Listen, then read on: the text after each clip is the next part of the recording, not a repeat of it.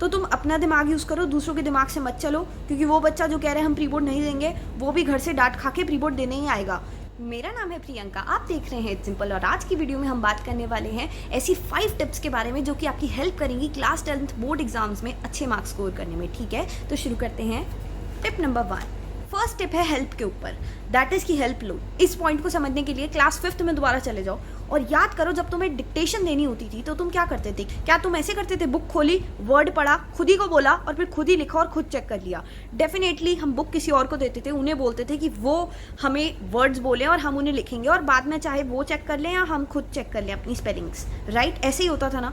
तो बिल्कुल उसी तरीके से जब तुमने कोई भी आंसर SST है, साइंस है, कुछ भी है, तुमने याद कर लिया है और बहुत बार तुमने खुद नोटिस किया होगा, हमें खुद पे डाउट हो रहा होता है कि हमने याद तो कर लिया है पर क्या ये हमें एग्जाम तक याद रहेगी चीज़, क्या ये हमने सही में दिल से याद किया है जो हमें ये अच्छे से याद रहेगा। तो उस चीज़ को कंफर्म करने के लिए हमें लेनी चाहिए हेल्प। दैट इज़ किसी भी अपने बड़े के पास, फैमिली मेम्बर के पास जा सकते हो, फ्रेंड्स के पास, टीचर्स के पास, किसी के पास भी, टीचर्स के पास स्पेशली फ्री पीरियड में। ओके, सो उनके पास तुम जा सकते हो और उन्हें बोल सकते हो कि हमसे क्वेश्चंस पूछो। और डेफिनेटली जब कोई भी बच्चा किसी भी चीज़ को याद करता है, किसी भी चैप्टर को, क्वेश्चन आंसर्स को, सपोज NCERT की बुक में तुम्हारी बैक एक्सरसाइज में 1 to 10 क्वेश्चन हैं, तो तुम ऑर्डर वाइज याद करते हो। पहले फर्स्ट क्वेश्चन याद किया, सेकंड क्वेश्चन याद किया, थर्ड क्वेश्चन, फिर 10th तक तुम ऑर्डर वाइज याद करते हो ना, ऑर्डर वाइज। कोई भी ऐसे नहीं करता, कोई फर्स्ट करता है, फिफ्थ करता है, कुछ बच्चे बहुत कम होते होंगे जो ऐसे करते होंगे, बट मोस्टली ऑर्डर वाइज बच्चे याद करते हैं। तो होता क्या है, जब वो रिविजन करते हैं तो रिविजन भी वो ऑर्डर वाइज ही करते हैं। पहले फर्स्ट क्वेश्चन पढ़ा, फिर उस पर हाथ रख के खुद ही को बोल दिया, फिर सेकंड क्वेश्चन पढ़ा, फिर उस पर हाथ रख के खुद ही से रिवाइज कर रहे हैं।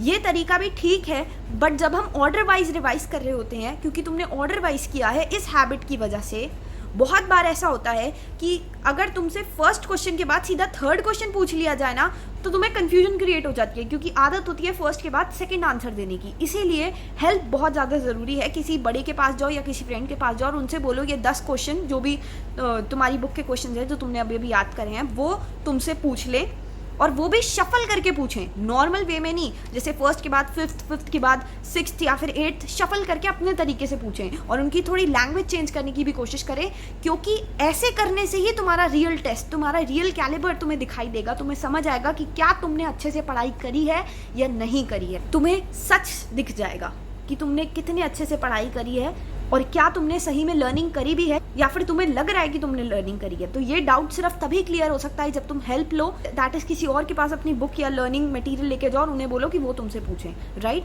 बट अगर ऐसे कोई लोग तुम्हारे पास अवेलेबल नहीं या फिर फ्रेंड्स भी अभी मदद नहीं कर सकते due to so and so reason, तो तुम डेफिनेटली बुक पे हाथ रख के रिवाइज कर सकते हो। और रिवाइज भी तुम जंबल अप ऑर्डर में करना, ऐसे मत करना कि फर्स्ट क्वेश्चन के बाद सीधा सेकंड क्वेश्चन ही रिवाइज कर रहे हो। उसे जंबल अप करके रिवाइज करने से तुम्हें क्लियरिटी मिलेगी, तुम्हें समझ आएगा कि क्या, एक कॉन्फिडेंस भी मिलेगा तुम्हें साथ ही साथ कि हाँ तुमने याद कर लिया है। नहीं तो हम जब ऑर्डर वाइज ही कर रहे होते हैं ना, तो बहुत ज़्यादा ऐसे हो जाता है कि आंसर तो रट ही जाते हैं पर पेज नंबर भी रट जाते हैं, और अगर उनका ऑर्डर चेंज किया जाए तो बहुत ज़्यादा कन्फ्यूजन होने लग जाती है, क्योंकि ऑर्डर वाइज की इतनी ज़्यादा आदत पड़ चुकी होती है। तो मेक श्योर शफल अप करके रिविजन करो। ठीक है, टिप नंबर 2, ये वाला पॉइंट जो मैं बताने वाली हूँ ना, सेकेंड पॉइंट, ये बहुत ज़्यादा इंपॉर्टेंट है, इसलिए ध्यान से सुनना।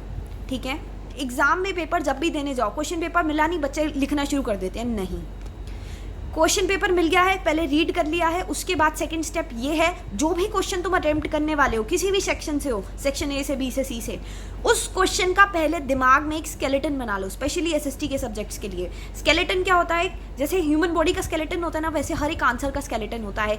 आंसर को शुरू करने का एक तरीका होता है, बीच का मैटर अलग होता है और कंक्लूजन अलग चीज़ होती है। जैसे कि एक एग्जाम्पल देती हूँ, सपोज करते हैं तुमसे किसी मूवमेंट के किसी दिन के बारे में पूछा गया है। इस मूवमेंट में बहुत सारी टाइप की मूवमेंट्स होती हैं ना, तो इस मूवमेंट में इस दिन क्या हुआ था, तो तुम डायरेक्ट ये बताना नहीं शुरू कर दोगे कि इस दिन इस मूवमेंट में ये हुआ था। नहीं, पहले तुम उस मूवमेंट को एक्सप्लेन करोगे। स्टार्टिंग यहीं से होगी, उस मूवमेंट को एक्सप्लेन किया थोड़ा 1-2 लाइनों में, फिर उस मूवमेंट के उस दिन के बारे में जो पूछा है वो बताया, और फिर एंड में कंक्लूजन जो तुम्हारी तरफ से होगा। ये एक तरीका होता है लिखने का, एक स्केलेटन होता है हर आंसर का, और ये स्केलेटन, यही लिखने का तरीका तुम्हें स्पेशल बनाएगा, तुम्हें अलग बनाएगा बाकी बच्चों के आंसर से। तो मेक श्योर तुम लिखते हुए एक पैटर्न को फॉलो करो। तो जब भी कोई आंसर लिख रहे हो, मेक श्योर कि स्टार्टिंग में एक छोटा सा इंट्रोडक्शन, फिर बीच का मैटर और फिर एंड में कंक्लूजन। ये तुम्हारा बेसिक स्ट्रक्चर होना चाहिए। और इस स्ट्रक्चर में तुम अपने अकॉर्डिंगली, आंसर के अकॉर्डिंगली, जो क्वेश्चन में पूछा गया उसके अकॉर्डिंगली अच्छे से चीज़ें और तरीके से ऐड कर सकते हो कि प्रॉपर एक आंसर फॉर्म हो, प्रॉपर उस आंसर का एक स्केलेटन हो। ठीक है, जैसे हम लेटर लिखते हैं ना, उस लेटर की एक बॉडी होती है, एंड में होता है योर सिंसियरली ट्रूली, बिल्कुल उसी तरीके से आंसर होना चाहिए, प्रॉपर एक फॉर्मेशन में, कि मतलब एग्जामिनर पढ़े तो मज़ा आ जाए एग्जामिनर को क्या लिखा है इस बच्चे ने, इस बच्चे को तो फुल मार्क्स मिलने चाहिए। ठीक है। टिप नंबर 3, पेपर में, बोर्ड एग्जाम्स में कभी भी blue pen, black pen, colours, crayons, paints, oil pastels, बकवास, इन सारी चीज़ों से और स्पेसिफिकली हाइलाइटर से हाईलाइट नहीं किया जाता एग्ज़ाम में। प्लीज़ इस बात को समझ लें, ये बोर्ड एग्ज़ाम है, सीरियस टॉपिक है, इसके मार्क्स बहुत ज़्यादा इंपॉर्टेंट है आपके लिए। और यहाँ कोई आर्ट एंड क्राफ्ट का कंपटीशन नहीं चल रहा है। डेफिनेटली अगर क्लास 10th में तुम्हारे पास आर्ट्स है तो उसमें तो ये सब यूज़ करोगे ही, बट स्टिल बोर्ड एग्जाम्स में बाकी सारे सब्जेक्ट्स में इन सारी चीज़ों का प्रयोग ना करें हाईलाइट करने के लिए। स्पेसिफिकली हाईलाइट का मतलब होता है जो भी तुम्हारा आंसर है उसे तुम बस पेंसिल से अंडरलाइन करोगे, आंसर के कुछ पॉइंट्स को। अब इस चीज़ को क्यों करते हैं इसे भी मैं अच्छे से एक्सप्लेन करती हूँ। हाईलाइट हम क्यों करते हैं किसी भी चीज़ को, यहाँ पे मैं इस वर्ड को हाईलाइट कर रही हूँ तो क्या हो रहा है, इस पूरे लिखे हुए में से इस चीज़ पे ध्यान जा रहा है, बिल्कुल उसी तरीके से जब तुम्हारा पूरा पेपर ब्लू इंक से लिखा होगा, प्रेफरेबली बॉल पेन से, क्योंकि पानी अगर कभी गिर गया तो इंक तुम्हारी फैलेगी नहीं, राइट। तो उसमें कुछ पॉइंट्स को बच्चे अंडरलाइन कर देते हैं पेंसिल से। पेंसिल से अंडरलाइन करने से क्या होता है, वो चीज़ हाईलाइट हो जाती है और उस चीज़ पे ध्यान जाता है, अटेंशन जाता है, बिल्कुल उसी तरीके से जिस तरीके से इस एग्ज़ाम वर्ड पे जा रहा है उस चीज़ पे फोकस जाता है। और ये फोकस, ये अटेंशन, ध्यान, ये हमें तब बिल्कुल नहीं चाहिए जब हमें उस आंसर पे डाउट हो, जब हमें खुद पे डाउट हो, जब हमने चीज़ों को मन घड़ंत बना के लिखा हो, तब हमें ये अटेंशन नहीं चाहिए। दैट इज़, थोड़ा और इलेबोरेट करके समझाती हूँ। देखो क्या होता है, टीचर्स के पास बहुत सारी कॉपीज़ होती हैं चेक करने के लिए, उनके पास फालतू का बिल्कुल भी टाइम नहीं होता, वो बहुत स्पीड में चेक कर रहे होते हैं। ठीक है, तो अगर तो तुमने पेपर में कुछ भी हाईलाइट नहीं कर रखा है, कुछ भी पेंसिल से अंडरलाइन नहीं कर रखा है, तो वो स्पीड में ही चेक करेंगे और हो सकता है वो तुम्हें बिना पढ़े कुछ ऐसे क्वेश्चंस हो जिनमें 5 आउट ऑफ 5 दे दें, राइट। पर अगर तुमने हाईलाइट कर रखा है स्पेसिफिकली किसी चीज़ को, तो उस पर ध्यान जाएगा, फोकस जाएगा, टेंशन जाएगा, टीचर उस चीज़ को ध्यान से पढ़ेंगे। और अगर उस आंसर में कुछ भी स्पेलिंग मिस्टेक निकल आई उस फोकस जाने की वजह से, तो हो सकता है जिस क्वेश्चन में तुम्हें 5 आउट ऑफ 5 मिलने थे उसमें 3 आउट ऑफ 5 मिले। हाईलाइट करने का ये नुकसान भी है, डीमेरिट है इसका डेफिनेटली। हाईलाइट सिर्फ और सिर्फ उसी सिचुएशन में करना जब तुम्हें खुद पे पूरा विश्वास हो, तुम्हें पता हो कि हाँ यार ये मेरा बेस्ट आंसर है और टीचर को ये पढ़ना ही पढ़ना चाहिए, सिर्फ उसी सिचुएशन में हाईलाइट करना। अदरवाइज हाईलाइट मत करना, क्योंकि you don't want unwanted attention, क्योंकि अटेंशन जाने से, पेपर में स्पेसिफिक ध्यान जाने से यही होगा कि टीचर तुम्हारा पेपर ध्यान से पढ़ेंगे। और टीचर का पेपर ध्यान से पढ़ने का यही मतलब है कि पेपर में बहुत सारी गलतियाँ निकलेंगी, क्योंकि इतिहास गवाह है जब भी टीचर ध्यान से पढ़ती है पेपर में बहुत गलतियाँ निकलती हैं, चाहे किसी भी सब्जेक्ट का एग्जाम हो। सो टीचर्स ऑब्वियसली स्पीड में चेक कर रही होती हैं, वो हर चीज़ पे इतना ध्यान नहीं देती। अगर स्पेसिफिकली इंग्लिश का एग्जाम है तो वो स्पेलिंग मिस्टेक्स को ढूंढ रही होंगी, पर अगर तुमने स्पेसिफिकली हाईलाइट कर रखा है तो हो सकता है उस लाइन को पढ़ने के चक्कर में तुम्हारी ग्रामर मिस्टेक्स भी दिख जाएं। सो इस चीज़ का ध्यान रखो कि फालतू में हाईलाइट मत करो पेपर में, दैट इज़ फालतू में पेंसिल से अंडरलाइन मत करते जाओ हर एक चीज़ को। कुछ बच्चे मैंने देखा ऐसे भी होते हैं, पूरा पेपर पेंसिल से हाईलाइट कर रखा है। भाई प्लीज़ ये हरकतें मत करो, ठीक है, सीरियस हो जाओ, बोर्ड एग्जाम है, खेल नहीं चल रहा है। टिप नंबर 4, बहुत बच्चों की कंप्लेन होती है पेपर बहुत लेंदी था, हमारा पेपर छूट गया। पेपर ना छूटे और तुम्हारी प्रैक्टिस हो जाए लिखने की, इसीलिए रखवाए जाते हैं प्री बोर्ड एग्जाम्स, बहुत ज़्यादा ज़रूरी होते हैं। बहुत बच्चे प्री बोर्ड एग्जाम्स को बहुत ही हल्के में लेते हैं, कहते हैं प्री बोर्ड एग्जाम्स का क्या फ़ायदा है, उनके तो मार्क्स लगते ही नहीं है कहीं पे, प्री बोर्ड देते ही नहीं है। नहीं, बहुत टेक इट ईजी लेते हैं बच्चे प्री बोर्ड एग्जाम्स को। काफ़ी बच्चों को मैंने देखा है दूसरों को सजेस्ट कर रहे होते हैं प्री बोर्ड मत दो, हम भी नहीं देंगे, और जिन्होंने सजेस्ट किया होता है कि तुम प्री बोर्ड मत दो वो खुद जाके प्री बोर्ड दे रहे होते हैं। तो तुम अपना दिमाग यूज़ करो, दूसरों के दिमाग से मत चलो, क्योंकि वो बच्चा जो कह रहे हैं हम प्री बोर्ड नहीं देंगे, वो भी घर से डांट खा के प्री बोर्ड देने ही आएगा। तो ये मत सोचो कि मेरा फ्रेंड नहीं देने आ रहा है, वो एट द एंड देने आएगा या आएगी, वॉट एवर इट इज़, तुम खुद देखना। ये होता है अक्सर, मेरे साथ भी बहुत बार हुआ है। मेरी फ्रेंड्स भी कहती थी प्री बोर्ड मत दो, मैं देने गई, वो भी देने आई थी। तो दोस्तों की बातों पर विश्वास ना किया जाए, खुद के ऊपर विश्वास करो, खुद के ऊपर फेथ करो। मार्क्स कैसे भी आए, प्री बोर्ड के मार्क्स तुम्हें खुद पता है मायने नहीं रखते, तो मार्क्स कैसे भी आए क्या फ़र्क पड़ता है, राइट। प्री बोर्ड का एग्ज़ाम बस तुम्हें इसीलिए देना है क्योंकि वो एग्ज़ाम तुम्हें एक आईना दिखाएगा, तुम्हें तुम्हारी शक्ल दिखा देगा। कैसे? वो तुम्हें तुम्हारी सच्चाई दिखाएगा। प्री बोर्ड का एग्ज़ाम तुम्हें ये बताएगा कि तुम कहाँ स्टैंड करते हो, तुम्हें कितना आता है और तुम्हें कितनी और मेहनत करने की ज़रूरत है खुद पे, तुम्हें कितनी और ज़्यादा पढ़ाई करने की ज़रूरत है, ये दिखाएगा तुम्हें प्री बोर्ड का एग्ज़ाम। क्योंकि प्री बोर्ड के एग्ज़ाम जब होते हैं उस टाइम तक तुम्हारा आधे से ज़्यादा सिलेबस कंप्लीट हो जाना चाहिए। तो प्री बोर्ड का एग्ज़ाम सिर्फ अपनी काबिलियत, कैपेबिलिटी को जांचने के लिए दो, चाहे किसी भी और चीज़ के लिए नहीं, पर खुद के लिए दो वो एग्ज़ाम। क्योंकि यार यही 2 क्लासेस हैं, 10th और 12th, जो तुम्हारा फ्यूचर डिसाइड करती हैं। 10th इसलिए बड़ी क्लास है क्योंकि इसके बाद तुम अपना सब्जेक्ट स्ट्रीम डिसाइड करोगे कि तुम कॉमर्स लोगे, आर्ट्स लोगे या साइंस लोगे, और उसी अकॉर्डिंगली फिर आगे जाके 12th बहुत ज़्यादा इंपॉर्टेंट है, कॉलेज उसी से डिसाइड होता है। तो इसीलिए ये 2 क्लासेस बहुत अच्छे से पढ़ लो, क्योंकि पूरी स्कूल लाइफ में तुम्हारे 10th और 12th के मार्क्स मैटर करते हैं। That's it. तो इन दोनों साल के 10th और 12th के एग्जाम्स को बहुत सीरियसली ले लो। और अब कुछ बच्चे कहेंगे हमारा प्री बोर्ड तो जा चुका है, अब हमारे पेपर्स पास आ गए हैं और बहुत कम टाइम बचा है। बहुत कम टाइम बचा है, ठीक है, प्री बोर्ड नहीं दिए अब कोई बात नहीं, अब पछताए होत क्या जब चिड़िया चुग गई खेत, अब कोई फायदा नहीं है रोने से, कोई बात नहीं, प्री बोर्ड नहीं दिया तो कुछ नहीं होता। अभी का समय है तुम्हारे पास, ये टाइम है, ये अपॉर्चुनिटी तुम्हें मिली है अपनी गलती समझने की, अपनी भूल को एक्सेप्ट करने की। गलती की है, कोई बात नहीं, भूल जाओ उसे। अब बदलने का समय है, अब परिवर्तन का समय है, बदलाव लाने का समय है। जितना भी टाइम बचा है उसे अच्छे से यूटिलाइज करो। हर दिन का प्रॉपर टाइम टेबल बनाओ, और time table fake time table नहीं होना चाहिए जैसे कुछ बच्चे बनाते हैं ना, हम सुबह के 6 बजे उठ जाएंगे, 6 से 7, 7 से 8, 8 से 9, यहाँ पे हम चैप्टर 1 कर लेंगे, 2 कर लेंगे, लगातार 10 घंटे का टाइम टेबल बना लेते हैं। फेक टाइम टेबल होता है, कोई फॉलो नहीं कर सकता। टाइम टेबल बनाना है, सच्चा टाइम टेबल बनाओ। 6 से 7 ये चैप्टर, पहले तो उठते ही कोई पढ़ाई शुरू नहीं कर देता, नहाओ वाओगे, ब्रश व्रश करोगे, 1 घंटा तो वैसे ही बर्बाद जाएगा, ठीक है। फिर उसके बाद 2 घंटे डेफिनेटली, अगर कुछ स्नैक्स खाना है तो वो भी तुम इसी में इंक्लूड कर सकते हो, बट 2 घंटे डेफिनेटली फिर तुम रिविजन या फिर लर्निंग के लिए रख सकते हो।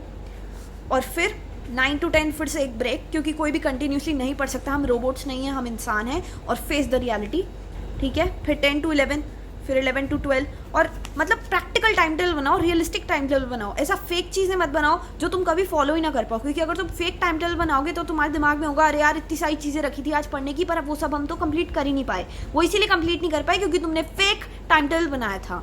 तो उसे रियलिस्टिक बनाओ टाइम टेबल को, जादुई दुनिया में मत घूमो, बिल्कुल प्रॉपर होना चाहिए तुम्हारा टाइम टेबल। और जो जो चीज़ें तुम टाइम टेबल की करते जा रहे हो उन पे टिक लगाओ।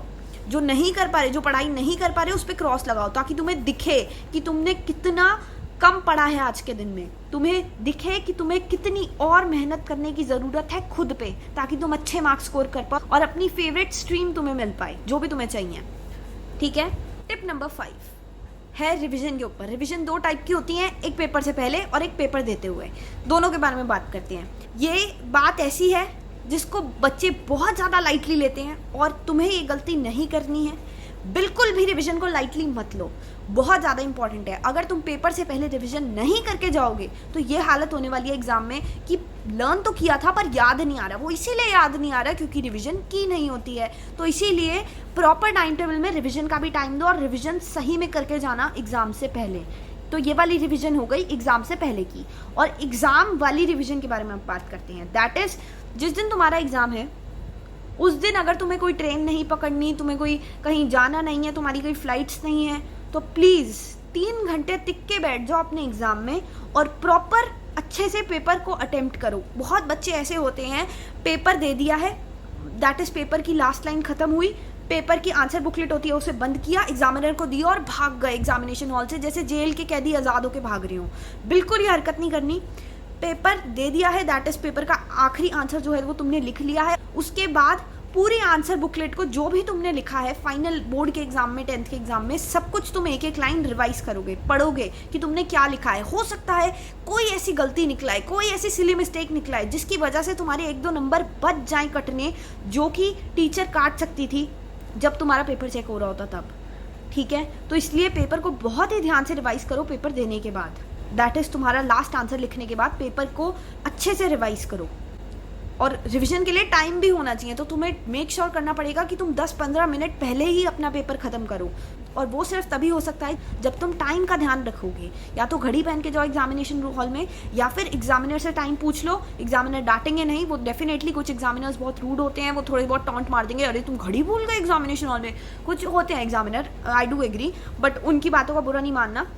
तुम उनसे टाइम पूछ सकते हो, टाइम पूछने में कोई मनाही नहीं है। और टाइम बिल्कुल भी अपने आसपास वाले बच्चों से मत पूछना, क्योंकि फिर एग्जामिनर सस्पिशियस हो जाते हैं। उनको लग रहा होता है बच्चे चीटिंग, उनके कुछ एग्जामिनर होते हैं उनके दिमाग में बस यही चल रहा होता है, बच्चे चीटिंग तो नहीं कर रहे, बच्चे चीटिंग तो नहीं कर रहे, उनके दिमाग में बस यही चल रहा होता है। और फिर अगर एक बार एग्जामिनर को शक हो जाए, फालतू का शक, दैट इज सपोज करते हैं एक बच्चा है वो चीटिंग नहीं कर रहा, और फिर भी एग्जामिनर को शक हो गया है कि बच्चा चीटिंग कर रहा है, तो वो एग्जामिनर उस बच्चे के आसपास घूमता रहेगा, और फिर वो बच्चा इरिटेट होने की वजह से पेपर पे फोकस नहीं कर पाएगा। तो इसीलिए तुम्हारे लिए बेटर है कि एग्जामिनर को तुम पे फालतू का सस्पिशन ना हो, ऐसा कहीं से भी ना लगे कि तुम कहीं से भी चीटिंग कर रहे हो, जब तुम डेफिनेटली नहीं कर रहे हो तब, और वैसे भी चीटिंग करनी नहीं है। तो इसके लिए तुम्हें ध्यान देना पड़ेगा कि तुम अपने आसपास वाले बच्चों से टाइम वाइम ना पूछो, और साथ ही साथ पहले ही अपना पूरा एग्जामिनेशन से, एग्जाम वाले दिन से पहले सारा पेंसिल बॉक्स तैयार करके रखो, जिसमें पेन पेंसिल सब कुछ डला हुआ है, कार्डबोर्ड जिस पे तुम रख के पेपर दोगे, वो सारी चीज़ें पहले से ही तैयार करके रखो, ठीक है। और अगर कुछ बाई चांस रह भी जाता है एग्जाम में, तो एग्जामिनर से पूछ के ही बोरो करना, ठीक है। पेपर का लास्ट आंसर लिखने के बाद रिविजन करनी इसलिए भी बहुत ज़्यादा ज़रूरी है, क्योंकि कभी कभार क्या होता है ना, बच्चे क्या करते हैं, जैसे क्वेश्चन पेपर मिला तो क्वेश्चन पेपर को, सपोज करते हैं तुम्हारा क्वेश्चन पेपर है, क्वेश्चन पेपर मिला तो उसे फोल्ड कर लिया, तो एक हाथ से वो क्वेश्चन पेपर पकड़ लेंगे फोल्ड करके, और दूसरे हाथ से आंसर लिखते रहेंगे।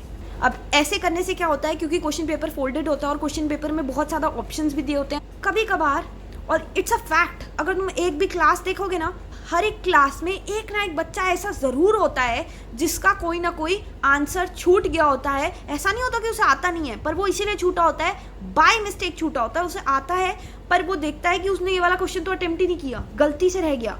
वो इसीलिए होता है क्योंकि क्वेश्चन पेपर फोल्ड हो रखा होता है, और क्वेश्चन पेपर फोल्ड करके हम लिख रहे होते हैं, और बाई चांस आंसर छूट जाता है। ये सिचुएशन तुम्हारे साथ ना हो, और काफ़ी बार होता है बच्चों के साथ, उन्हें पता भी नहीं चलता और बाद में रिग्रेट कर रहे होते हैं कि यार आता था क्वेश्चन पर फिर भी छूट गया। कुछ बच्चों का टाइम लिमिट की वजह से छूट जाता है, कुछ बच्चों का गलती से छूट जाता है कि उन्होंने वो क्वेश्चन देखा ही नहीं, पढ़ ही नहीं पाए वो क्वेश्चन, और आगे वाला गलती से क्वेश्चन अटेम्प्ट कर दिया, बाय मिस्टेक वो क्वेश्चन लिखना ही रह गया उसका आंसर। तो ये सिचुएशन तुम्हारे साथ ना हो, इसीलिए बहुत ज़्यादा ज़रूरी है कि तुम पेपर को पूरा अटेम्प्ट करने के बाद एक बार अच्छे से रिवाइज कर लो। और डेफिनेटली कुछ बच्चे ऐसे होते हैं, सपोज क्वेश्चन 1 लिखा हुआ है, ये क्वेश्चन पेपर है, इसी पे सबसे पहले तो एग्जामिनर तुम्हें कहेंगे कि क्वेश्चन पेपर पे अपना रोल नंबर लिखो। वो लिखने के बाद कुछ बच्चे क्या करते हैं, जो क्वेश्चन उन्होंने अटेम्प्ट कर लिए वो उन पे टिक लगा देते हैं, जो नहीं कर पाए उन पे ऐसे सर्कल बना देंगे, ऐसे गोले बना देंगे, ऐसे जिगजैग बना देंगे। ये चीज़ें भी मत करना, इन चीज़ों से भी एग्जामिनर सस्पिशियस हो सकते हैं, और फिर वो आसपास घूमते रहेंगे तुम्हारे, और तुम फोकस नहीं कर पाओगे, कॉन्सेंट्रेट नहीं कर पाओगे पढ़ाई पे, दैट इज़ पेपर लिखने पे। तो ये कोशिश करना है, मार्क्स भी मत लगाना क्वेश्चन पेपर पे, सिर्फ रोल नंबर लिखना, ठीक है। और बिल्कुल भी टेंशन नहीं लेनी है, बिल्कुल भी स्ट्रेस नहीं लेना है, बिल्कुल भी परेशान नहीं होना है। अगर कोई ऐसा बच्चा है जिसे लग रहा है उसका पास होने का भी, बहुत मेरे को कमेंट्स आते हैं ऐसे, तो डेफिनेटली जितना आता है पहले उसे अच्छे से रिवाइज कर लो, उसे पक्का कर लो अच्छे से, ताकि तुम्हें पता चले कि हाँ यार पास तो हो ही जाएंगे इतने से। पर फिर उसके बाद और लर्न करने की कोशिश करना जितना हो सकता है, पर बिल्कुल भी स्ट्रेस नहीं लेना है, घबराना नहीं है, और एग्ज़ाम से भागना नहीं है, हार नहीं माननी है, फेस करना है हमें एग्ज़ाम्स को। एग्ज़ाम से भागो मत, घबराओ मत, क्योंकि जितना तुम एग्जाम से डरोगे उतना ही एग्जाम्स तुम्हें और डराएंगे। फेस करो एग्जाम्स को, रियलिटी को फेस करो। अगर तुम सोच रहे हो कि तुम्हारी लाइफ हार्ड है, तुम्हारी लाइफ में बहुत ज़्यादा प्रॉब्लम्स हैं जिसकी वजह से तुम पढ़ नहीं पा रहे, सो एंड सो रीजंस की वजह से, सबकी लाइफ ऐसी ही होती है। रियलिटी में, रियल लाइफ में बहुत प्रॉब्लम्स होती हैं, सभी को होती हैं। ज़रूरी नहीं है अगर आज एक बच्चा तुम्हें अपनी प्रॉब्लम नहीं बता रहा है तो उसकी लाइफ में कोई प्रॉब्लम नहीं है। हर इंसान की लाइफ की अपनी अलग स्ट्रगल होती है, अपनी अलग सिचुएशन होती है। तुम अभी तक नहीं पढ़ पाए, कोई बात नहीं, अभी तक तुम्हें मौका नहीं मिला पढ़ने का, तुमने ट्यूशन नहीं लगवाई या गाइड बुक्स नहीं थी, बहुत सारी ऐसी प्रॉब्लम्स मेरे पास आती हैं, कुछ भी सिचुएशन थी तुम्हारी, अभी तुम्हें समय मिला है, अभी तुम्हारे पास टाइम है, अभी का मौका है तुम्हारे पास सब कुछ ठीक करने का और वो कर दिखाने का जो तुम करना चाहते हो। तो बाकी सारी चीज़ों को भूल जाओ और अभी से इसी समय से पढ़ना शुरू कर दो, ठीक है। तो ये वीडियो यहीं पे समाप्त होती है।